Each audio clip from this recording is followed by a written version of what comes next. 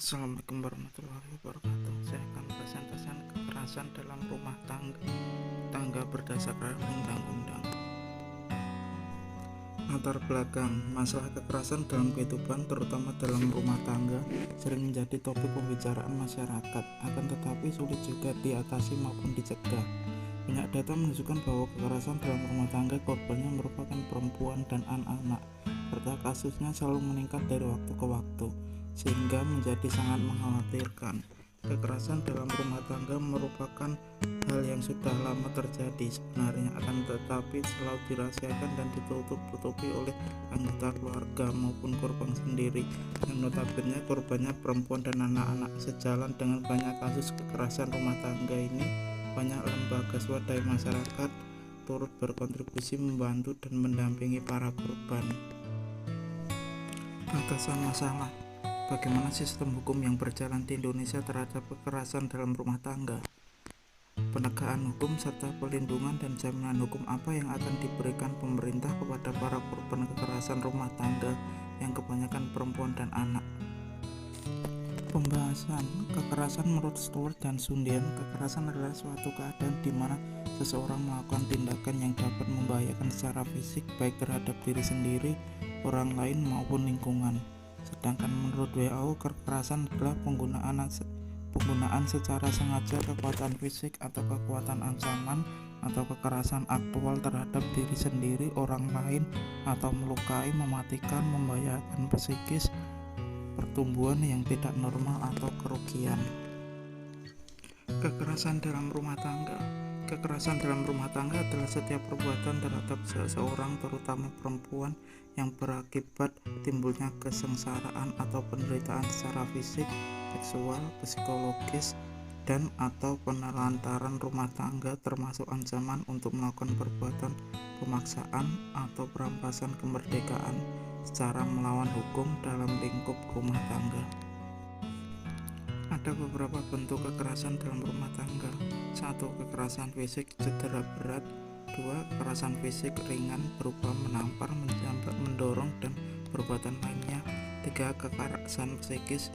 Kekerasan psikis merupakan tindakan pengendalian, manipulasi, eksploitasi, kesewenang-wenangan, pemaksaan, penghinaan, dan lainnya, sebaiknya bisa mengakibatkan penderitaan psikis. 4. Kekerasan seksual. 5. Kekerasan ekonomi. Penegakan hukum. Penerapan ancaman pidana dan denda. Ketentuan hukum yang mengatur tentang kekerasan dalam rumah tangga terdapat pada UU Nomor 23 Tahun 2004. Tercatat sejumlah sanksi pidana penjara antara 6 bulan hingga 2 tahun 6 bulan yang telah diputuskan oleh pengadilan negeri dengan menggunakan pasal-pasal UU Nomor 23 Tahun 2004. Di antaranya pasal 40 JO, pasal 9, dan pasal 279 KUHP untuk tindak penelantaran dan suami menikah lagi tanpa izin istri, pasal 44 untuk tindakan kekerasan fisik, pasal 45 untuk tindakan kekerasan psikis berupa pengancaman. Penerapan pidana tambahan. Hakim dapat menjatuhkan pidana tambahan berupa pembatasan gerak pelaku, baik yang bertujuan untuk menjauhkan pelaku dari korban dalam jarak dan waktu tertentu, maupun pembatasan hak-hak tertentu dari pelaku. Penetapan pelaku mengikuti program konseling di bawah pengawasan lembaga tertentu. Penerapan perlindungan bagi korban oleh pengadilan.